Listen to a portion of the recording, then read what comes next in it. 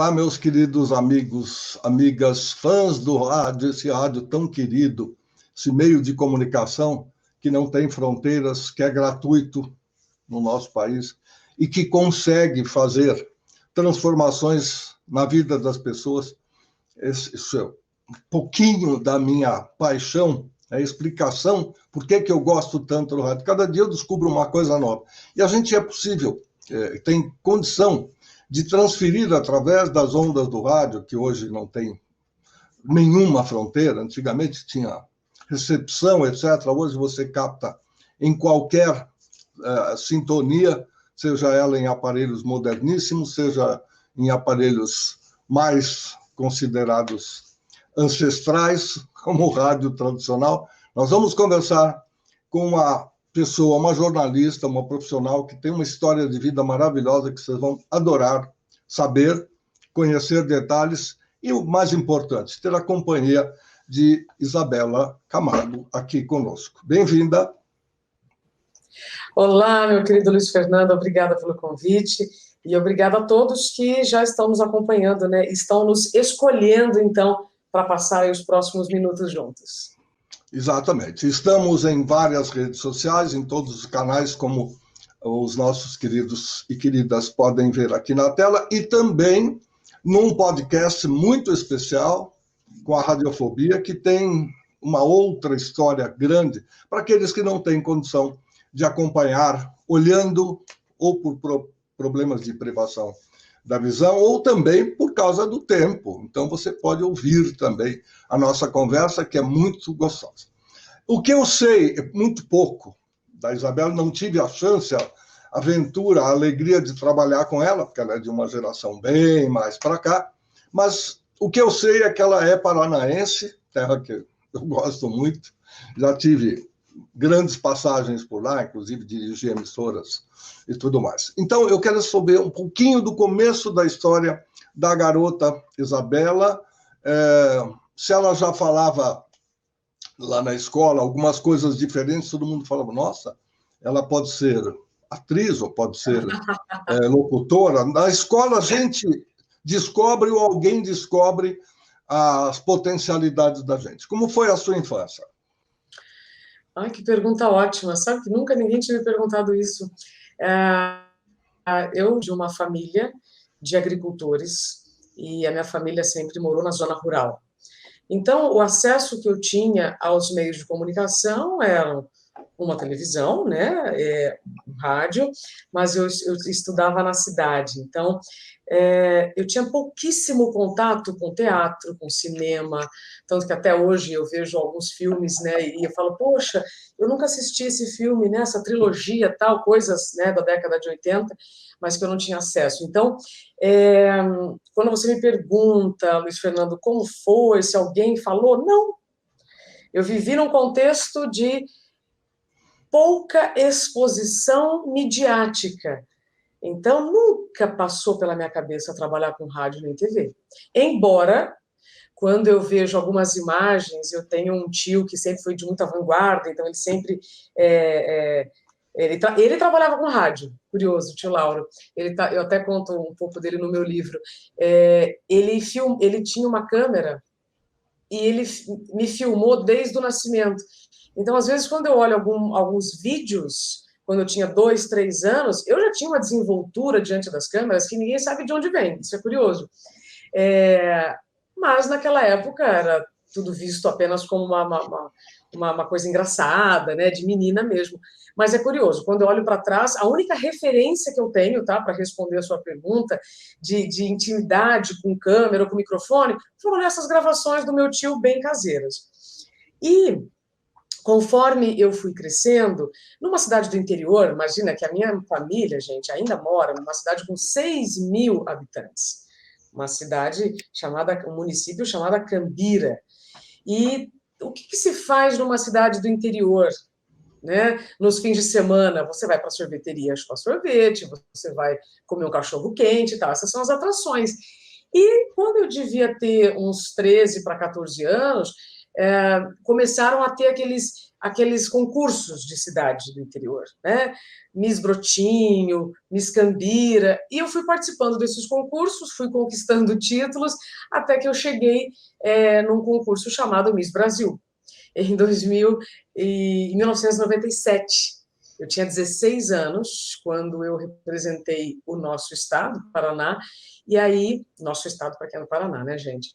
E foi aí, neste concurso, que era uma jornada, então, Luiz Fernando, absolutamente inocente, de, vamos ali, é tudo uma brincadeira, é que eu venho para São Paulo participar, então, desse concurso e fiquei em segundo lugar nessa competição.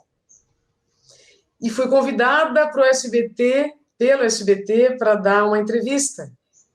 Né? As três primeiras colocadas foram convidadas para dar uma entrevista.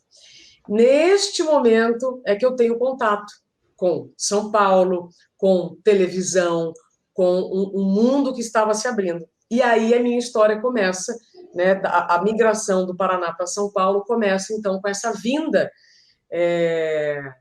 para dar uma entrevista no SBT. Já pensou? Não, já estou imaginando como era difícil, né? Como você citou, numa vida sem exposição midiática, é difícil as pessoas entenderem hoje, porque elas vivem com o celular na mão, não tem outra exposição maior, mas se colocar nessa posição. Uma pergunta de curioso, eu já andei muito de carro pelas rodovias da vida. A sua cidade era típica em cristais ou em trabalhos manuais com vidro e coisa do gênero? Me parece que eu não tenho nada. Cambira, não.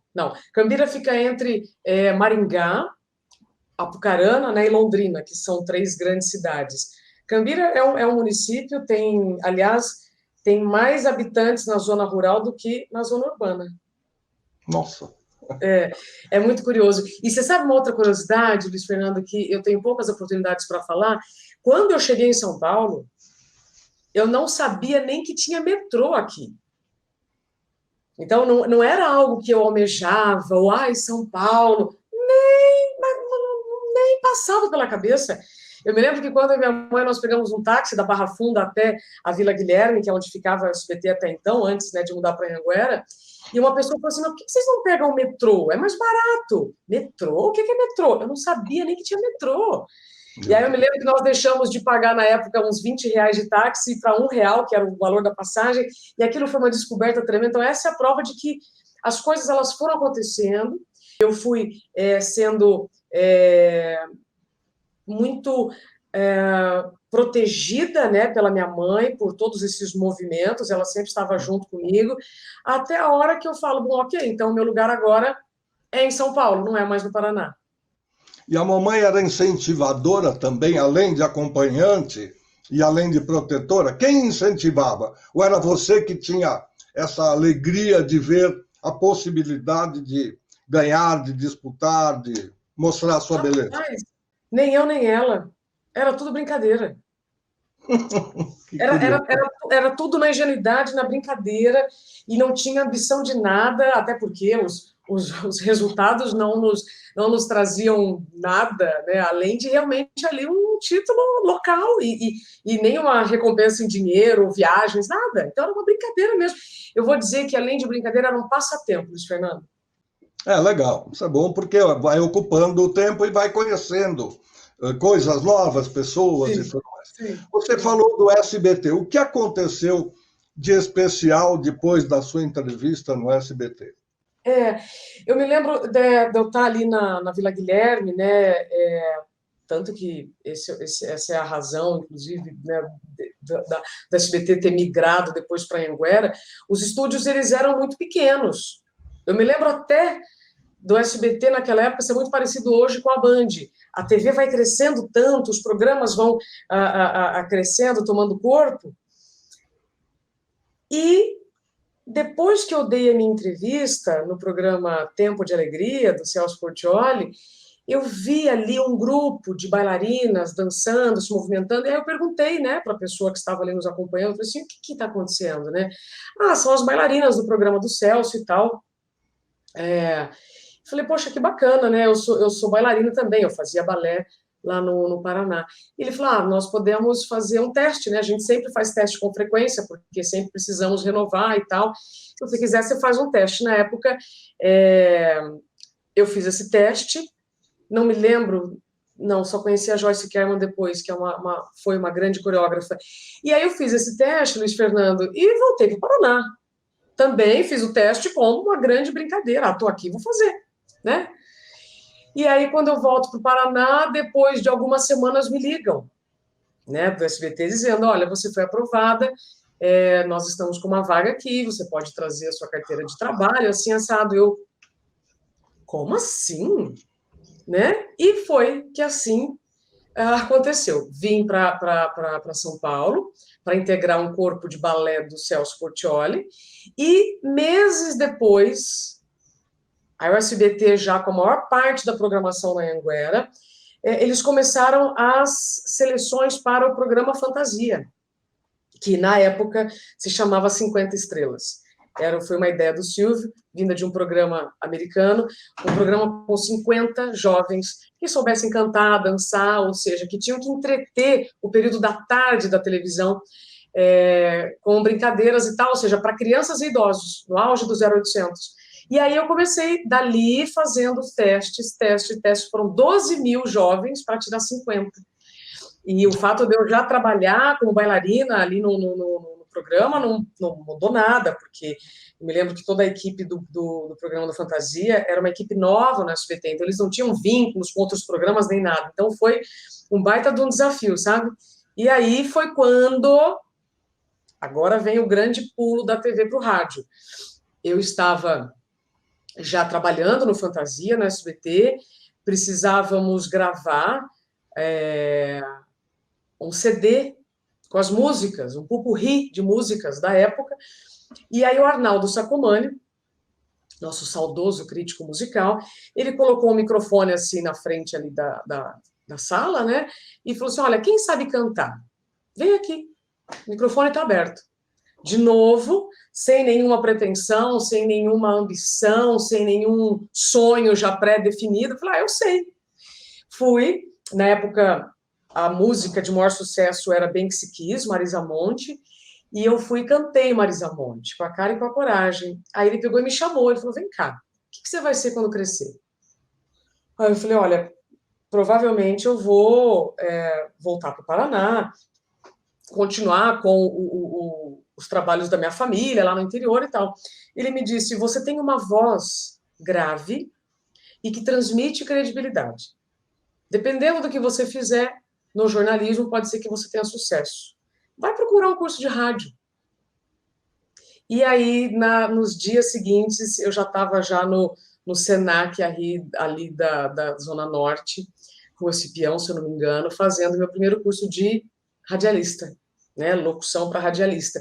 Aí que virou minha chave, Luiz Fernando, dessa brincadeira toda de concurso de beleza, SBT, bailarina, rádio. Aí, do rádio, eu fui para o jornalismo. Eu aproveito esse momento para fazer uma saudação in memoriam, porque, como você falou, o Arnaldo, ele tem pontuações na vida de um montão de gente. Pouca gente sabe. Todo mundo se lembra do Arnaldo nos últimos momentos da vida dele, da vida artística, que foram intensos, mas ele, como jurado, aquela figura um tanto quanto ranzinza, que é um tipo, ele era uma pessoa muito dura e muito seletiva. Agora, sim, aquele personagem, aquele chapéu e tudo mais, era para compor o tipo, porque a televisão pede isso e sim, todo mundo gosta de ver alguém dando contra, dizendo não, etc, etc.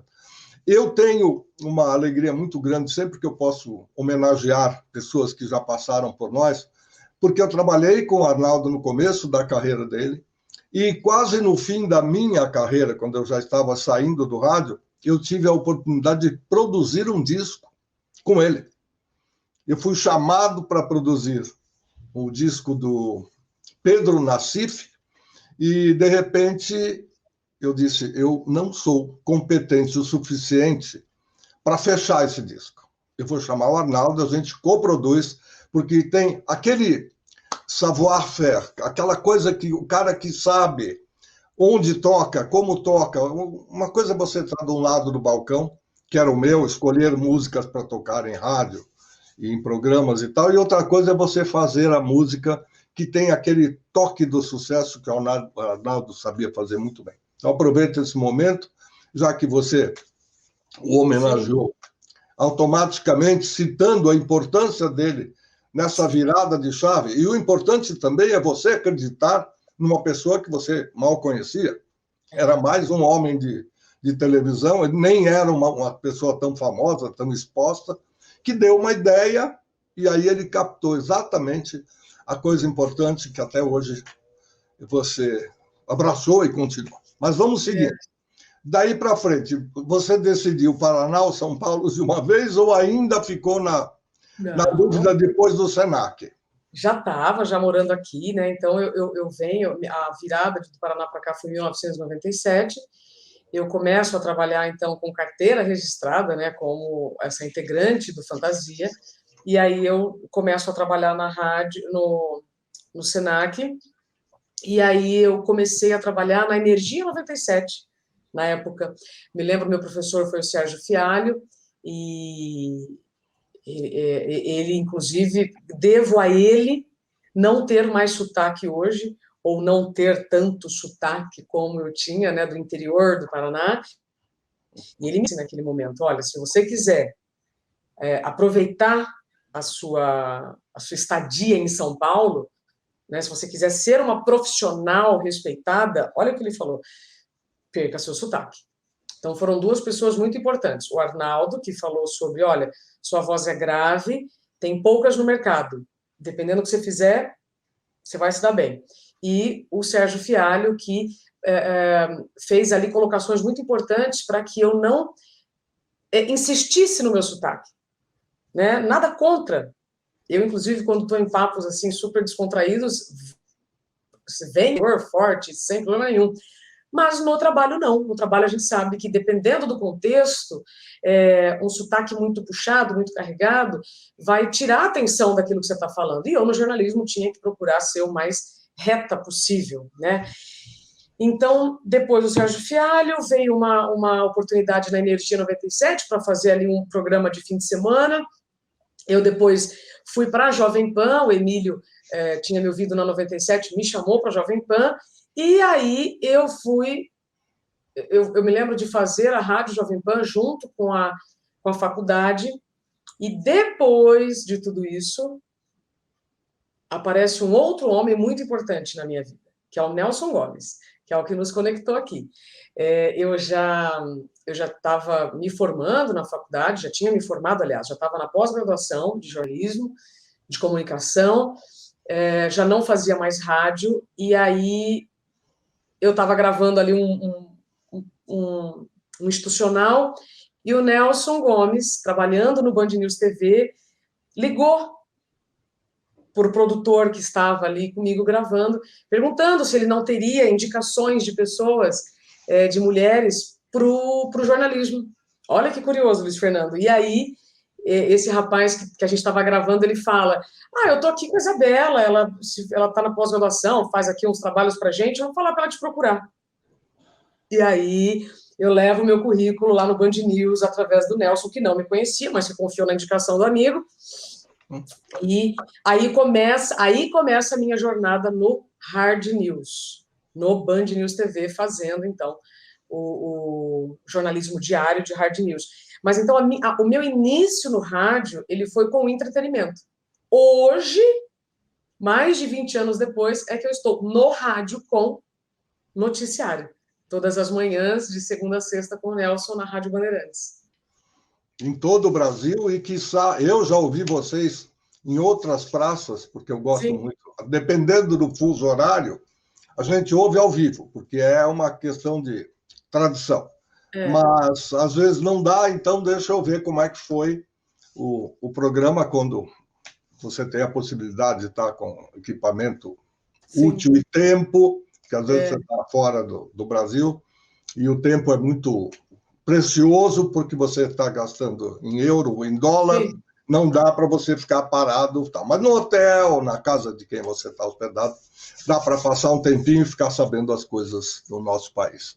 Sim. Você foi para FM, na Jovem Pan, que tipo de trabalho você fez quando você disse que o Emílio te convidou? Foi horário normal? O mesmo que eu fazia na Energia 97, era um programa de quinta a sábado que chamava Na Balada. E nós fazíamos a cobertura dos eventos, né, das baladas de quinta a sábado. Entendi. Aqui em São Paulo, era um programa local. Que ano foi? Eu já devia ter saído do rádio, mais ou menos. 2000 a 2002. Foi um período em que eu estava morando no exterior. Eu morei 6 anos na Flórida, em Miami, South Beach, e não tive a oportunidade de saber muito, até porque a internet ainda não chegava lá. Nada. Então, não tínhamos muita ideia do que acontecia.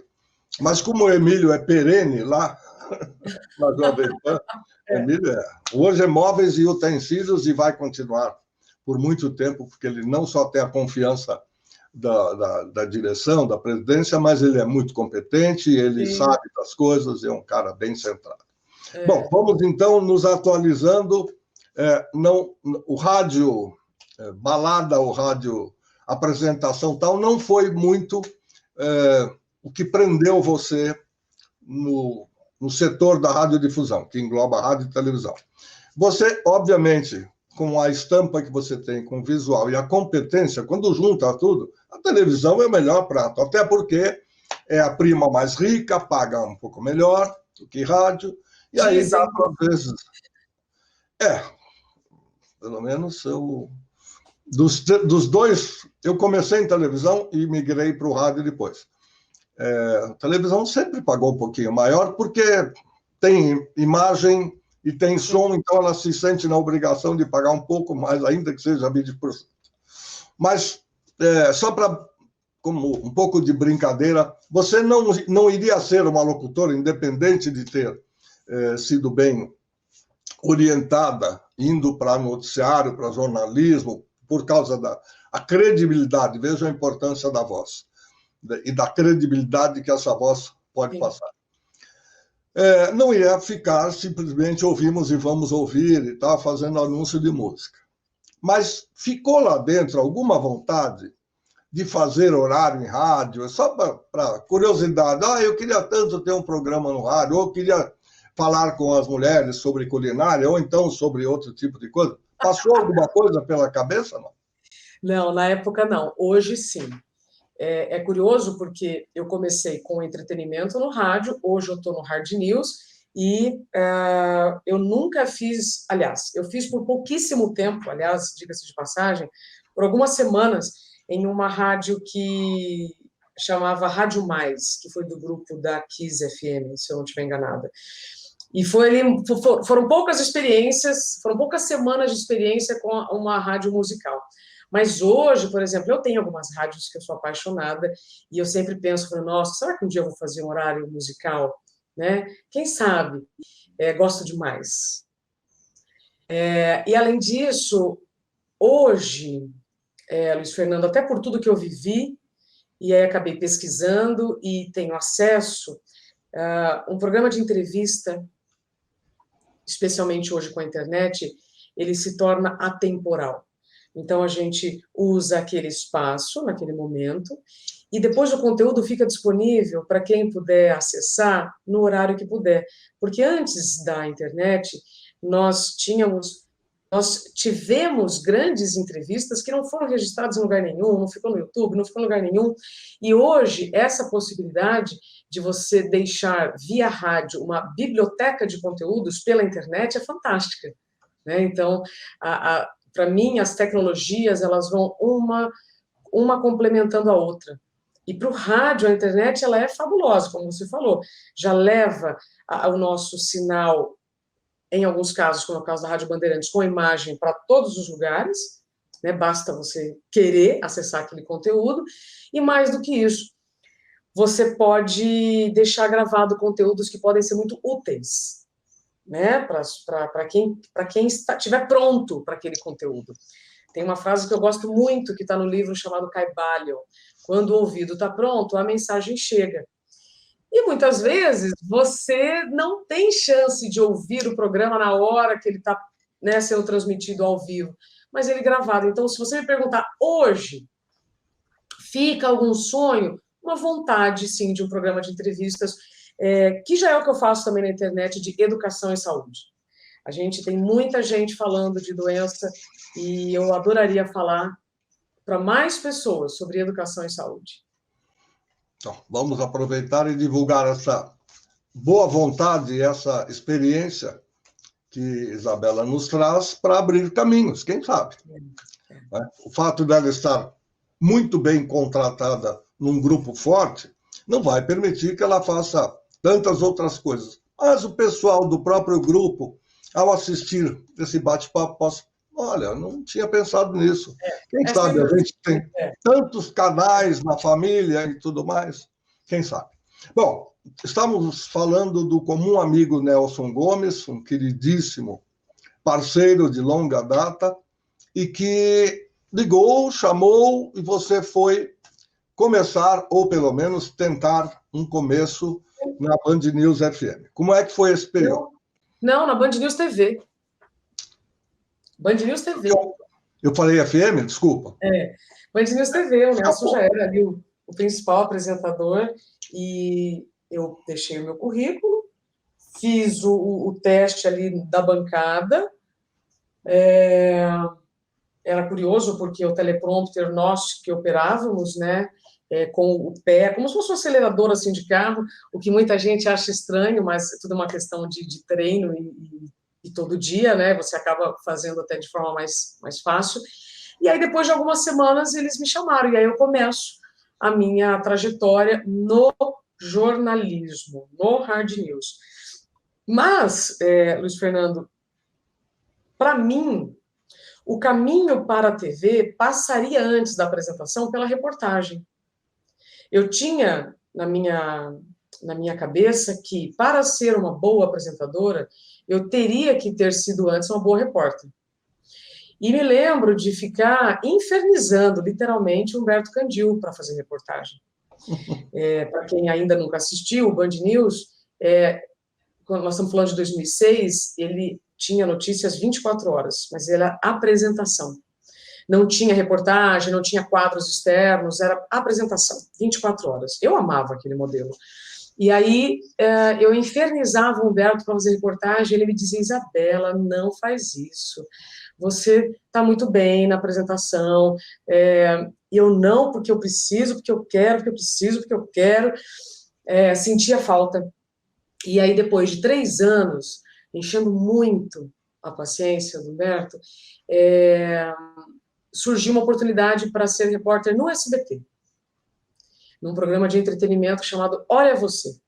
Na época, um repórter de lá sabia da minha vontade, do meu interesse na reportagem, e falou assim, olha, Isabela, já que você não tem experiência em reportagem, tem uma vaga aqui e vem aqui fazer um teste. Aí eu fui para o SBT, fiz um teste, para começar no programa como repórter. E aí saio, então, do Grupo Bandeirantes para trabalhar no SBT como repórter. Quando eu chego lá, o que acontece com esse programa? Estava passando por uma grande transformação e o Silvio quis substituir os apresentadores, que já estavam no programa. E aí eu começo nesse programa, não como repórter, como apresentadora.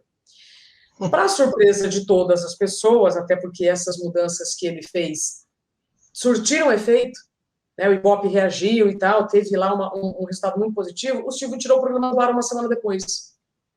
E aí eu estava, então, fora do Band News e sem o programa do SBT. Mas já com um contrato lá no SBT. E aí eu fiquei 1 mês esperando, o Luiz Fernando, alguma coisa acontecer, né? Imagina, a pessoa estava... Eu comecei a trabalhar com carteira assinada aos 13 anos, né, no Paraná ainda. Então, não era normal para mim ficar em casa recebendo, esperando que alguém decidisse algo, né, da minha carreira. E nessa época eu ainda fazia voz para a Rádio Sul América Trânsito do Grupo Bandeirantes de Comunicação. E aí numa dessas minhas idas para a rádio, para fazer eu era voz de lá, eu encontrei o Fernando Vieira de Mello E aí ele soube do meu interesse de reportagem, e ele falou, olha, eu tenho uma vaga então aqui de repórter, você quer voltar? Eu falei, volto, para reportagem eu volto, claro. Aí eu volto para a Band, aí já como repórter, então eu volto para a Band, não para o Band News, né? Eu saio do Band News, volto para a Band como repórter, e aí depois, naturalmente, conforme alguns apresentadores iam faltando ou tirando férias, eu ia substituindo esses apresentadores.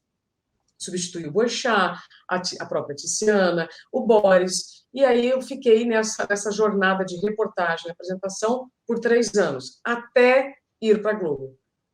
Então, esse foi a trajetória, né? Graças ao Nelson, eu levo o currículo, começo no Band News, depois eu vou para a reportagem da Band, a apresentação, e aí depois eu vou para a Globo. É muito curioso, porque a gente nunca sabe o que é que a vida prepara para a gente. Né? O fato de você estar numa empresa forte como o SBT, que paga certinho, que tem uma direção, também não é a grande segurança, porque o contrato pode ser ok para você, mas a vida profissional, o que você tem aqui dentro e você quer passar para as pessoas, fica meio que embotado, porque você não tem o modo de colocar isso em prática, porque depende da decisão dos maiores, dos que estão acima da gente. Mas isso lá no SBT, mais ou menos, as pessoas já estão acostumadas, sabendo de que mais cedo ou mais tarde pode ocorrer, às vezes por culpa de um mal entendido, às vezes por culpa de um mal sucedido programa que era para dar certo e não deu, enfim. O seu Silvio, às vezes, ele comete coisas que a gente não entende, mas ele, por tudo que já provou, ele entende um pouco mais do que eu, e de que não vale criticar. Bom, agora estamos indo para a Vênus Platinada, no Rio ou em São Paulo? Não, sempre foi São Paulo. A vaga que eu tinha sido chamada era para reportagem em São Paulo. E aí eu fui para a reportagem, e aí, novamente, depois de alguns meses, eu comecei a substituir alguns apresentadores na previsão do tempo, depois na apresentação, o Tralho, o Tramontina, e fiquei lá por 6 anos também, 6 anos e meio. Você falou da previsão do tempo, a gente sabe, e vamos abrir um espacinho um pouquinho, além do normal, para contar o que é que aconteceu. Eu gosto muito de previsão do tempo, porque eu tenho, claro, é uma coisa muito pessoal, eu tenho no meu currículo a produção da Moça do Tempo, da TV Cultura, lá nos idos de 1970 e 71. Áurea Maria, uma voz belíssima, uma pessoa incrível, e nos deixou prematuramente, e também foi voz da Rádio Bandeirantes. A Áurea, além de ter uma voz doce, era uma pessoa maravilhosa. Ela apresentava um programa na TV Cultura chamado A Moça do Tempo. Não era muito comum. Sua? É culpa sua? Não, eu fui só chamado para fazer a produção. Para confessar você, mal saído da ECA, da faculdade, eu não sabia como é que iria produzir. Nunca a gente fez um exercício de produzir. Aí, naquele tempo, o INPE, Instituto Nacional de Pesquisas Espaciais, estava sendo criado e ele fornecia uma foto do satélite, se eu não me engano, chamado ESSA-8, que era logo o começo de tudo. Vinha um pedaço, vinha por malote para a TV Cultura, um pedaço de mapa colado com outro pedaço, que ele interpretava e ele falava, isso aí vocês têm que mostrar na TV.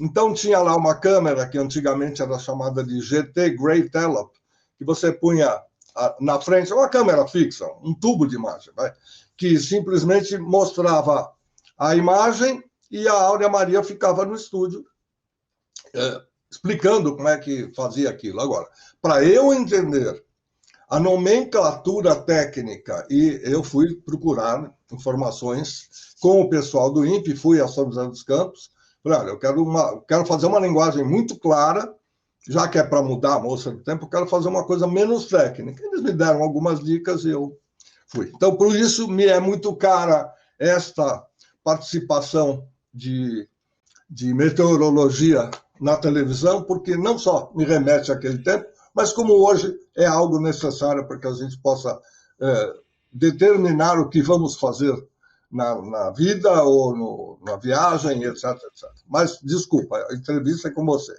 Prossiga. Eu adorei saber. Eu adorei saber que você é o responsável por algumas jornalistas terem cabelo branco e as pessoas já falam, a moça do tempo, né? Eu sempre tirei sarro disso. Bom, às vezes acontece, mas hoje com tanta tintura, com tanta possibilidade, a pessoa não precisa ter cabelo branco natural, que ela às vezes faz umas mechas e tal para dar um charme. Eu sempre tirei muito sarro, porque, bom, eu saí da Globo, eu tinha 37, né? E você fala, você é a moça do tempo, né? Ou a menina do tempo, a garota do tempo. Gente, de onde que as pessoas tiram, né? Que é moça, menina, enfim. Eu sempre Carimbo, né? Mas muito bacana saber da sua passagem também pelas notícias da meteorologia, porque para mim, Luiz Fernando, eu sempre levei muito a sério, não só a meteorologia, mas tudo que me foi dado para fazer. Até porque, por ser do sítio, eu sabia o que era ter ou não ter a previsão do tempo correta, né? Mais do que na cidade que as pessoas falam, vai fazer sol, vai chover, porque é fim de semana, né? No verão vai tomar sol. Não, o que está envolvido na previsão do tempo atinge todos nós, né? Pela agricultura, por todas as dinâmicas que envolvem a agricultura, até a comercialização dos produtos, enfim. As pessoas não fazem noção do que é meteorologia. É uma faculdade muito, muito puxada, é ciência pura.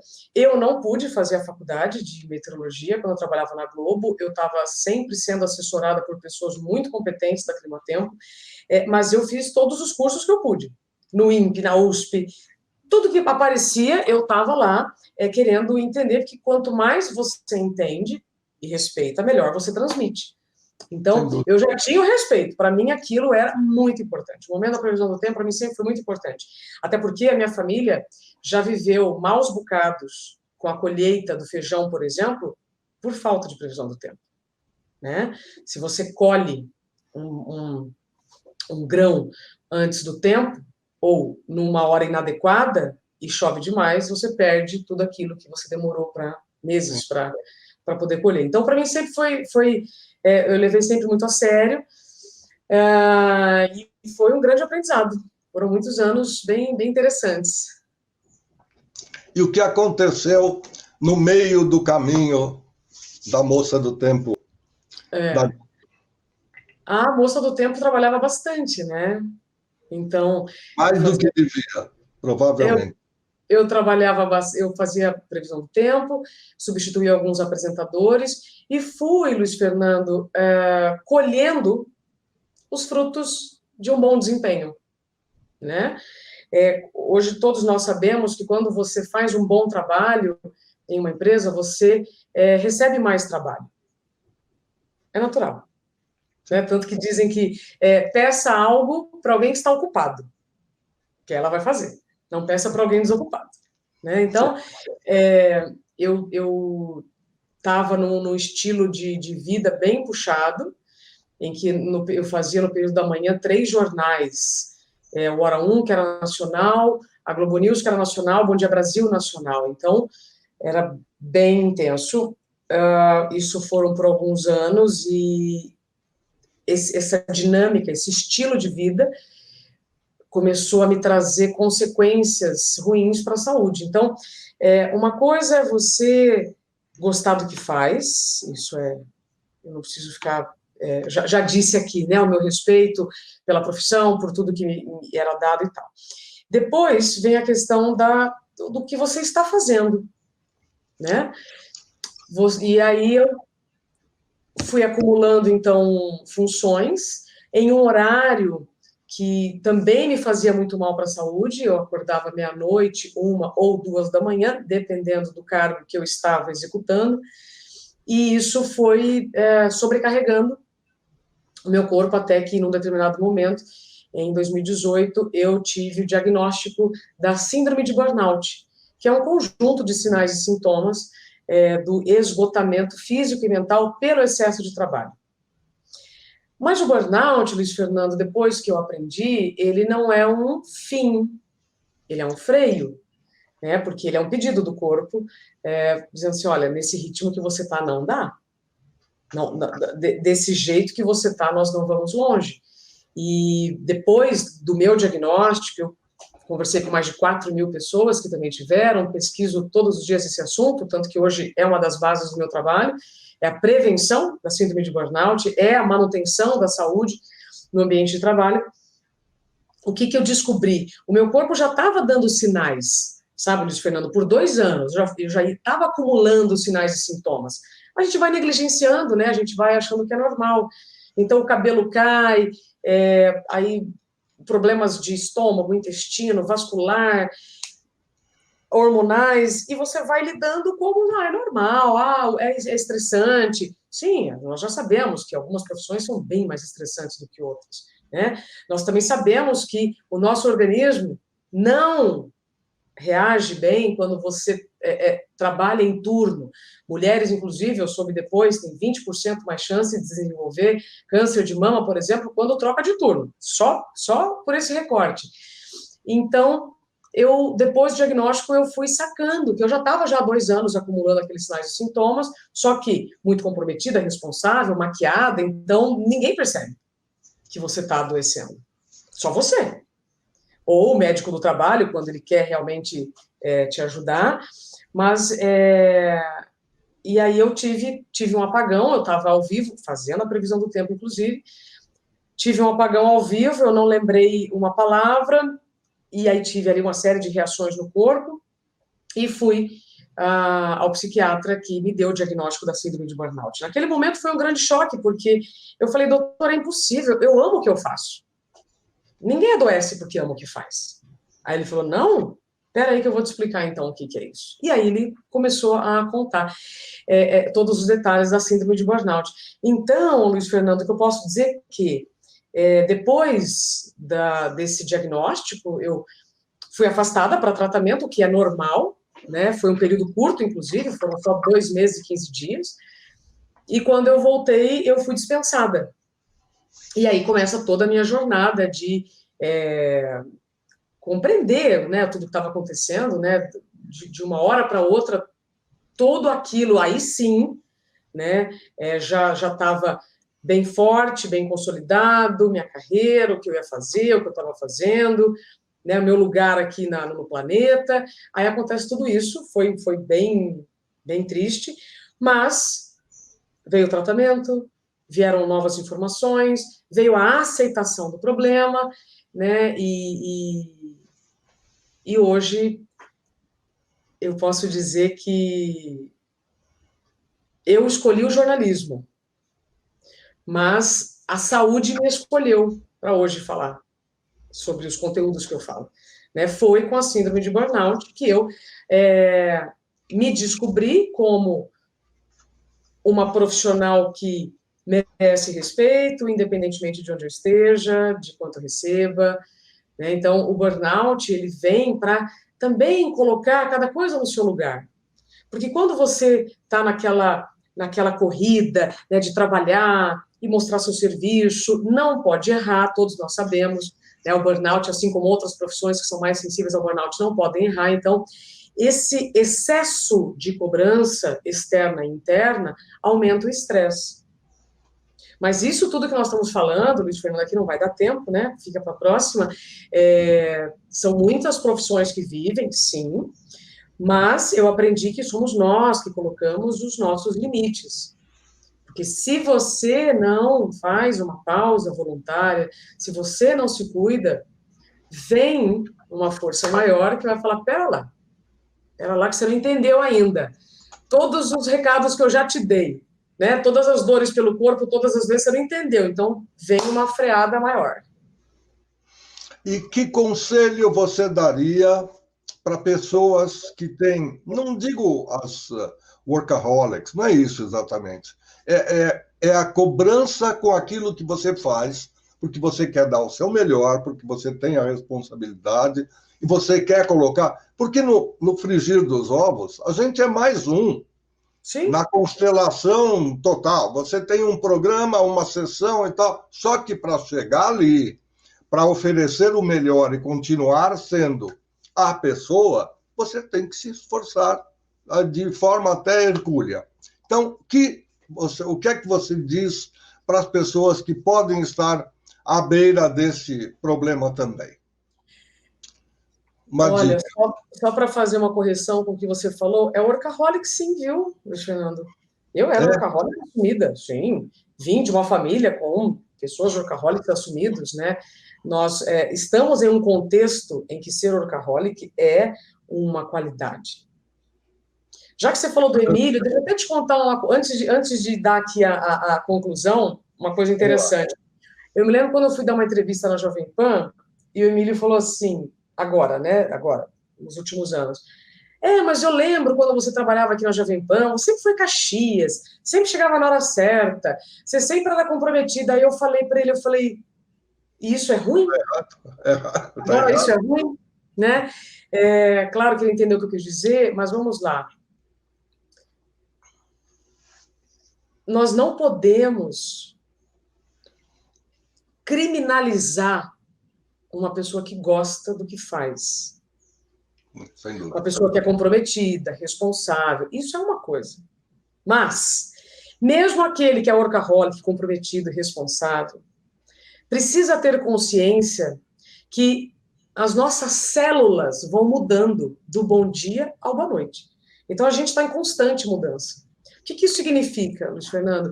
Não adianta eu querer, com 40 anos, fazer ou ter um ritmo de trabalho como eu tinha quando eu tinha 20.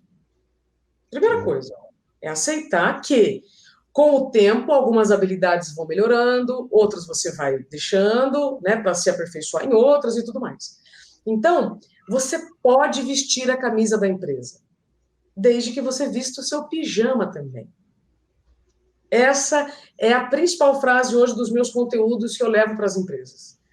Não tem problema nenhum você ser uma pessoa comprometida, responsável, vestir a camisa, se dedicou para um projeto, desde que você também se inclua na própria agenda. Desde que você não sobreviva com o que te sobra. Porque quando a gente está num ritmo de trabalho intenso e dedicado, e apaixonado, você vai vivendo com o que sobra. Com o que sobra de tempo, com o que sobra do dia, do fim de semana, né, das férias e tal. Então, é evidente que o burnout ele pode acontecer hoje, especialmente entre 25 e 50 anos.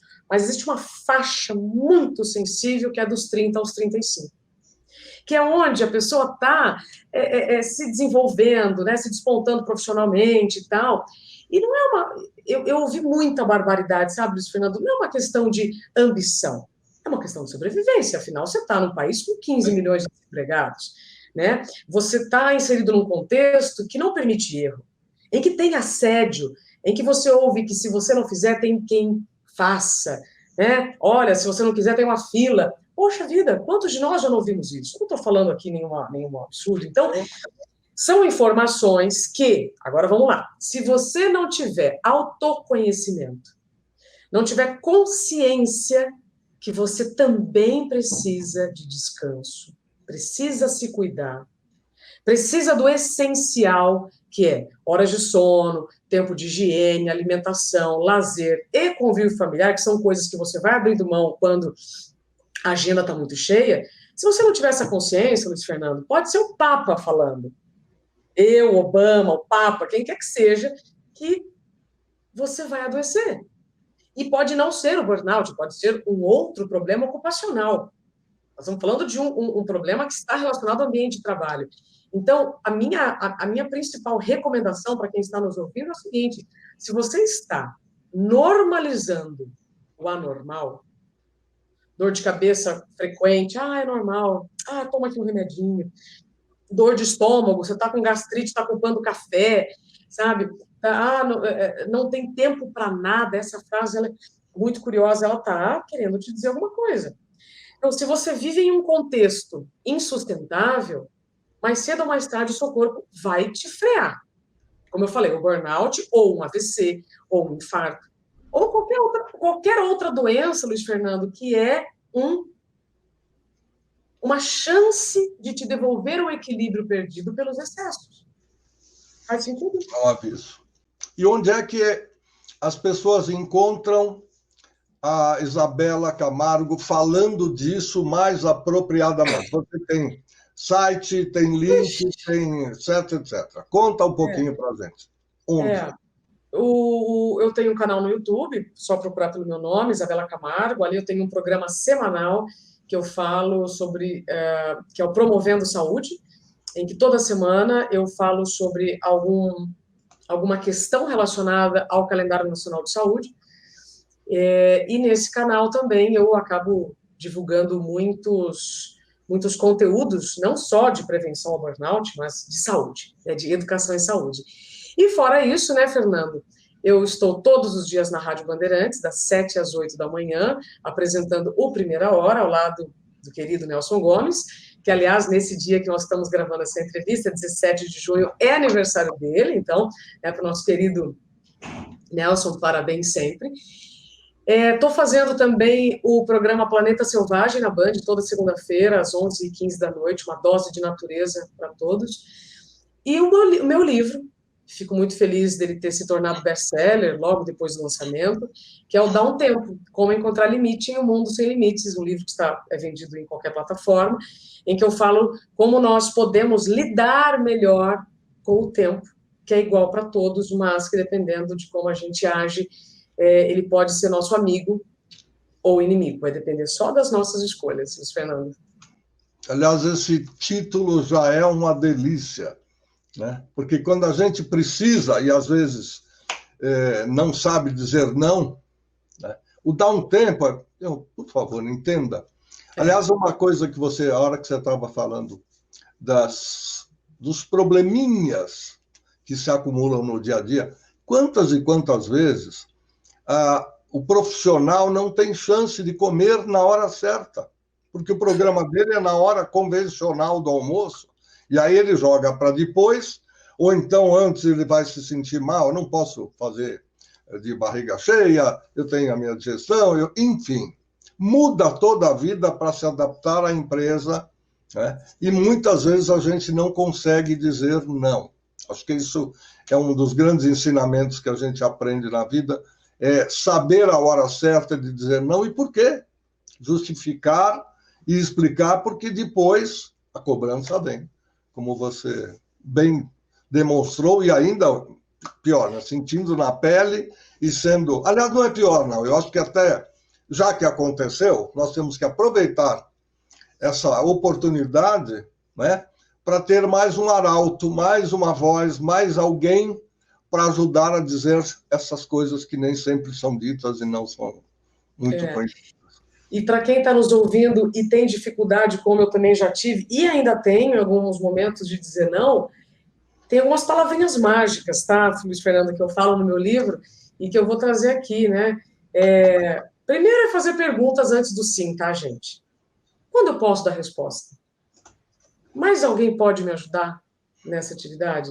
Mas o quando eu posso dar resposta é maravilhosa para que você tenha condições de assimilar o pedido, né, para você não cair na armadilha da competência. A armadilha da competência é algo que eu explico em cursos da produtividade sustentável.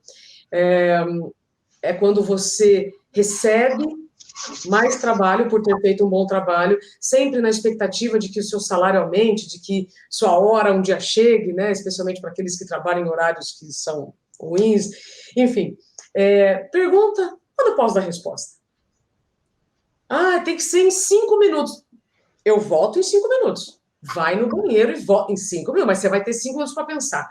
E aí, Luiz Fernando, com medo de fazer uma pergunta, você diz sim, acumula demandas que provavelmente você não vai conseguir, ou pode ser que você consiga, ótimo, mas se você não conseguir, aí entra a outra parte do não. Por enquanto eu não posso. Luiz Fernando, muito obrigada pelo convite, mas essa semana eu não posso, que foi o que aconteceu aqui com a gente, né? Nós já estávamos tentando marcar essa entrevista há muito tempo. E aí, por N fatores, eu não conseguia. Nós não estávamos cruzando nossos horários. Hoje deu certo. Então, por enquanto eu não consigo, neste mês, esse mês está puxado, pode ser para o próximo, é você que vai colocar esses limites, Luiz Fernando. É você que vai garantir a sua saúde. Você estava falando no início sobre empresas maiores, menores, serem sinônimos de segurança ou não. Sabe qual é a única segurança que você tem na sua vida, Luiz Fernando? Não. A sua saúde. Você pode estar em qualquer emissora, você pode estar trabalhando em qualquer banco, você pode estar trabalhando em qualquer instituição que tem um histórico. Primeiro que histórico não é garantia de nada no presente, mas tudo mudou. Então, a única segurança que você vai ter na sua vida é a sua saúde. Então, se você não preservá-la, você pode estar na melhor empresa do mundo, recebendo os melhores benefícios do mundo. Se você não fizer a sua parte, pode ser lá na frente. Olha, eu queria ter feito essa entrevista com você. Não seria possível, porque você é muito jovem, e eu tenho 54 anos de carteira assinada, então, se eu conseguisse essas informações de hoje, lá atrás, eu teria respondido diferentemente. Eu, como bom ariano que sou, não penso para responder. É sim ou não, e não tem meio termo. Depois a gente sofre as consequências e tal. Mas fica aí mais uma lição, muito obrigado, ainda que aos 75 anos de idade. Não, orientado é bom, porque ainda há possibilidade de usar aquela perguntinha. Posso responder mais tarde? Quanto tempo eu tenho? Muito legal. É muito simples, legal, né, Luiz Fernando? Mas é difícil, porque nós não treinamos. Então, muitas pessoas têm dificuldade em dizer não, mas é treino, tá, gente? É difícil no início, mas depois que você pega, vai que vai. Eu só posso dizer muito obrigado de coração pelo seu tempo, por poder passar para a gente tanta coisa gostosa e por essa simpatia que a gente sabe que é assim, a gente consegue ver, transparece através da sua apresentação no trabalho, mas não é a mesma coisa que estar falando diretamente e podendo trazer para dentro da gente tantas coisas boas, tantas coisas novas. Muito obrigado pelo seu tempo, de novo, pela sua gentileza, e eu espero que a gente volte a conversar outras vezes, e vou lá nos seus canais para aprender um pouco mais, porque eu fiquei muito curioso. Conte comigo, Luiz Fernando. Você só vê em mim o que tem dentro de você. Então, obrigada pelas palavras, obrigada pelo seu tempo, o tempo de todos que nos acompanharam, pela confiança, e seguimos juntos, né? Em todas as redes, eu estou como Isabela Camargo, Isabela com Z e 2 L's Camargo, real, e só desejo saúde e tempo de qualidade para todos. Amém. Obrigado de coração, Isabela. Até breve. Esta foi a querida atriz, cantora, bailarina, jornalista e hoje uma pessoa mais do que do bem, que usa o seu tempo para passar informações importantes, para ajudar as pessoas que sofreram, ainda sofrerão de pequenas sequelas que vêm acontecendo ao longo da gente na vida profissional. O Vozes do Brasil termina aqui na edição de hoje. Semana que vem a gente está de volta.